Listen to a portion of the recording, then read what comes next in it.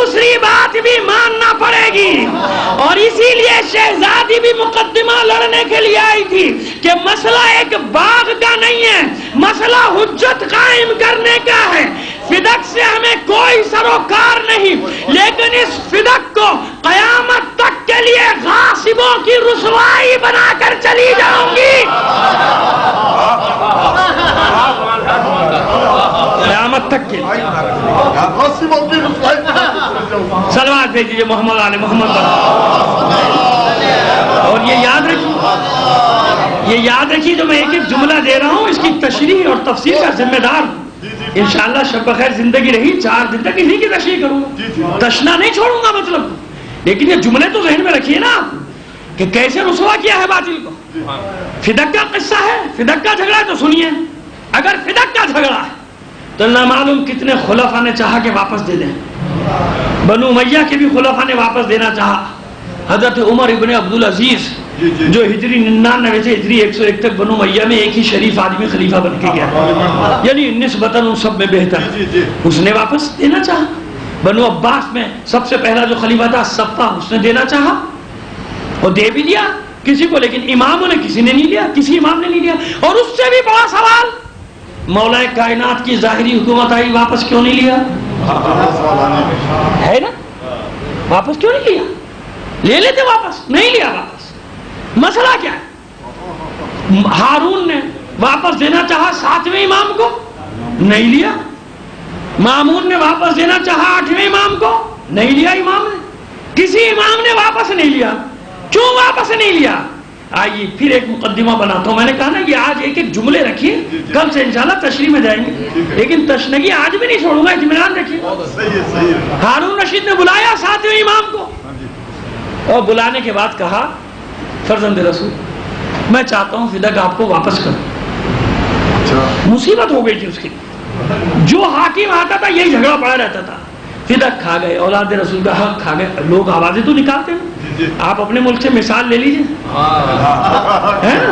چھوڑتے تو نہیں ہے نا قوم کہاں چھوڑتی؟ کسی کو بھی نہیں چھوڑتی۔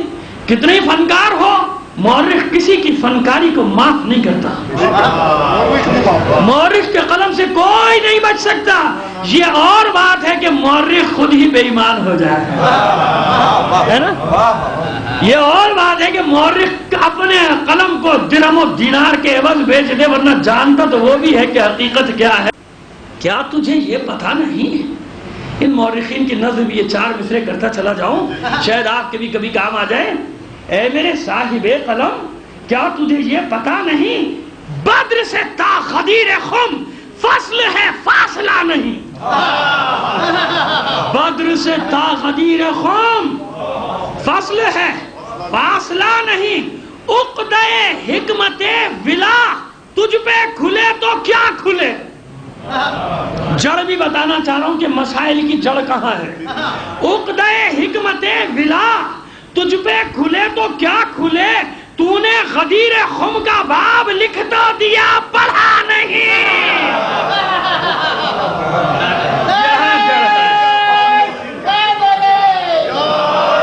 عقدہ حکمت ولا تجھ پہ کھلے تو کیا کھلے؟ تو نے غدیر خم کا باب لکھ تو دیا، پڑھا نہیں۔ اب سمجھ میں آیا جڑ کہاں ہے مسائل کی؟ بات آ رہی ہے سمجھ میں؟ ایک ہی لڑائی ہے جو 14 معصوم لڑ رہے ہیں، یاد رکھیے گا۔ ایک ہی لڑائی ہے، ہر ایک کی لڑائی پر رسول نے مہر تصدیق ثبت کی ہے یہ کہہ کر کیا نا اولنا محمد، اوسطنا محمد، آخرنا محمد، کلنا محمد۔ جو پہلا محمد کرے وہ آخری محمد کا فعل، جو دوسرا محمد کرے وہ پہلے محمد کا فعل، فاطمہ جو فعل انجام دے وہ بھی رسول کا فعل۔ یعنی رسول بتا رہے ہیں، فرما رہے ہیں کہ ایک کی لڑائی سب کی لڑائی ہے، جو لڑے گا۔ اب آپ بہت قریب آگے جو مطلب بیان کرنے جا رہا ہوں، 7 امام کو بلایا، سب کی لڑائی اب ذہن میں آ گیا نا، یہ ایک ہی لڑائی ہے، اور وہ لڑائی کیا ہے وہ بتاتا ہوں۔ دم مچ گیا، ہارون کی مصیبت آ گئی، ہر طرف یہی شور ہے، اور جتنے ماضی میں گزر گئے ان کے ساتھ بھی یہ مسئلہ۔ تنگ آ گیا ہارون کا، بابا دو۔ اچھا کیوں دو؟ کیا سوچا؟ اتنی بڑی مملکت جس کے پاس آ جائے کون سا اس کے باپ کا مال ہوتا ہے، دے دو 100 ایکڑ زمین اس کو دے دو جا، کون سا اس کا جاتا ہے؟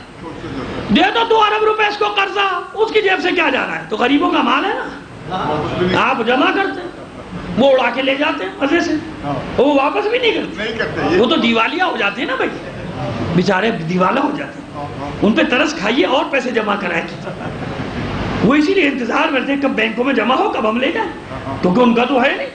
لہذا ہارون نے سوچا کہ اتنی بڑی سلطنت جس کا سورج غروب نہیں ہوتا، پوری توجہ رہے، حاصل مجلس دے رہا ہوں آج کی کلام آپ کو، جو جملے، اتنی بڑی سلطنت، ارے کیا کتنا بڑا ہوگا پھر؟ ارے 10 ایکڑ کا ہوگا، 20 ایکڑ، 100 ایکڑ، دے دو، اپنی جیب سے کیا جا رہا ہے؟ حکومت تو اپنی ہے نا، ایسے ہی ہوتا ہے نا، اپنا کیا جا رہا ہے؟ دے دو پلاٹ، یوں سمجھ لیجئے آج کی زبان میں۔ ہمارے یہاں نہیں ہوتا، ہمارے یہاں تو سب شریف ہیں الحمدللہ، لیکن میں ایک بات کر رہا ہوں کہ جہاں ہوتا ہو جن ممالک میں، ہمارے یہاں تو سب ٹھیک ہے الحمدللہ، سب کچھ صحیح ہوتا ہے، لیکن جہاں ہوتی ہے خرابیاں، میں وہاں کی بات کر رہا ہوں، ایسے ہی ہوتا ہے نا، وہ حاکم ہے جو چاہے دے دو، لہذا کہا آپ بتائیے میں دوں گا۔ امام کو بلایا گیا، کہا فرزند رسول یہ فدق کا جھگڑا ختم کیجئے، یہ فدق واپس دیجئے، حدود بتائیے لے لیجئے۔ امام نے کہا تو دے نہیں سکتا، سنیے اب راز، اللہ سنیے اب وہ راز بتانا چاہ رہا ہوں کہ مولا نے واپس کیوں نہیں لیا، لے سکتے تھے نا اپنے دور میں، نہیں، اب سنیے آپ راز۔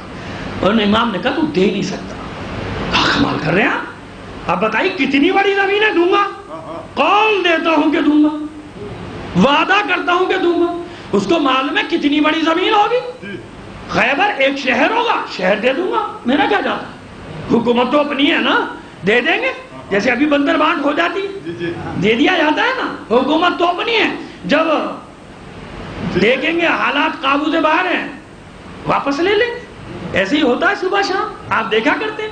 تو مزاج حکمرانی تو ایک ہی ہے نا تاریخ میں، مزاج حکمرانی تو ایک ہے، چہرے بدلتے ہیں، نقشے بدلتے ہیں، نام بدلتے ہیں، جغرافیہ بدلتے ہیں، مزاج حکمرانی تو ایک ہی رہتا ہے۔ تو یہی تو میں عرض کر رہا ہوں کہ مزاج حکمرانی اور ہے، مزاج امامت اور ہے، الگ الگ ہیں دو چیزیں۔ لہذا کہا بتائیے کتنا بڑا ہے، دے دیتا ہوں۔ امام نے کہا اگر میں نے حدود بتا دی تو دے نہیں سکے گا، فدق کی بات، اور یہ باغ فدق، کمال ہے، میں آپ سے کہہ رہا ہوں آپ فدق کی حدود بتائیے میں دیتا ہوں، کہا دے گا، قول ہے، کہا قول دیتا ہوں کہ واپس دوں گا۔ تو امام نے کہا سن پھر فدق کیا ہے، فدق کی ایک حد عدن کی سرحد ہے، فدق کی ایک حد ارمنستان کے ساحل ہے، یعنی جو آخری سرحد تھی اسلام کی، کیسپین سی، بحر خزر کے بعد، جس کو آپ آج سینٹرل ایشیا کہتی ہیں، وسطی ایشیا کی ریاست ہے، وہ ارمنستان کے ساحل، فدق کی ایک حد شمالی افریقہ کی سرحد ہے، فدق کی ایک حد حجاز۔ امام سرحدیں بتاتے جاتے تھے اور ہارون رشید کہتا جاتا تھا عجب عجب، یہ سب فدق، ساری سرحدیں بتا دی، اسلامی سرحدات، اور بتا کے کہا کہ یہ فدق ہے، واپس کر سکتا ہے تو کر دے۔ تو ہارون رشید کہا ہو کہ طنز کرتا ہے کہ اگر ایسا ہے یہ سارا فدق ہے تو آپ یہاں بیٹھئے میں اترے جاتا ہوں، یعنی طنز کیا۔ تو امام نے بھی مسکرا کے جواب دیا میں نے کہا تھا نا کہ اگر فدق کی حدیں بتا دی تو واپس دے نہیں سکتا، یعنی اب پتہ چلا کہ شہزادی نے مقدمہ کاہے کر رہا تھا، فدق تو بہانہ تھا، اصل میں شہزادی نے مقدمہ لوا تھا علی کے اس حق کا کہ یہ منصب، یہ مقام علی کا ہے، یہ فیصلے کرنے کا حق علی کا ہے۔ صلوات بھیجیے محمد آل محمد۔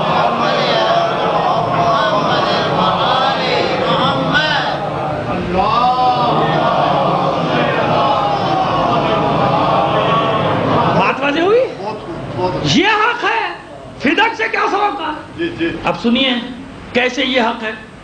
ابن ابی الحدید معتزلی، شرح ناز البلاغہ، ظاہر معتزلی ہے، ہمارا تو ہے بھی نہیں، معتزلہ فرقے کا ہے، شرح ابن ابی الحدید 20 جلدوں میں اس نے شرح لکھی ہے۔ ایک مقام پر کہتا ہے کہ میں نے اپنے استاد فارقی سے پوچھا کہ یہ فدق کے مسئلے میں خدا کے رسول کی بیٹی حق پر تھی یا نہیں، تو میرے استاد نے کہا بس صدیقہ طاہرہ تھی، کیسے بالکل صحیح تھی، تو کہا پھر واپس کیوں نہیں دیا؟ سنیا ابن ابی الحدید معتزلی